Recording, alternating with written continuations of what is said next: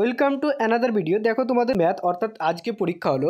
দেখো কার কত নামে, দেখো কিছু কিছু কোশ্চেন তোমাদের ভুল রয়েছে, সেগুলো আমি বিস্তারিতভাবে আলোচনা করে দিচ্ছি। এবং কি দেখো কার কত নাম্বার এসছে, এবং কি অবশ্যই তোমরা কমেন্ট করে জানাবে প্রত্যেকটা। এবং কি তোমরা দেখো করে দিয়েছি, প্রশ্নের মধ্যে কিছু ভুল রয়েছে সেটা আমি সমাধান করে দিয়েছি। এবং কি প্রত্যেকটা আমাদের সাজেশন পেতে অবশ্যই চ্যানেলটিকে সাবস্ক্রাইব করে পাশে থাকা বেলটি প্রেস করে নোটিফিকেশন অল করে রাখবেন। দেখো প্রথম অ্যান্সার রয়েছে কি 1690, দ্বিতীয় অ্যান্সার রয়েছে তোমাদের হচ্ছে কি পাই বাই 5, ঠিক আছে, ডি নম্বর।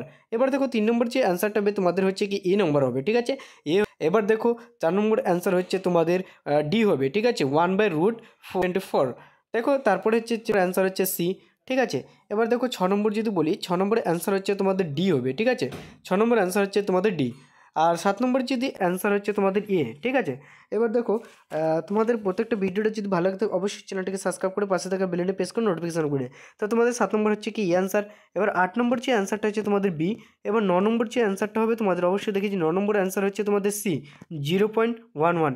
এবার 10 নম্বর অ্যান্সার হচ্ছে কি বি।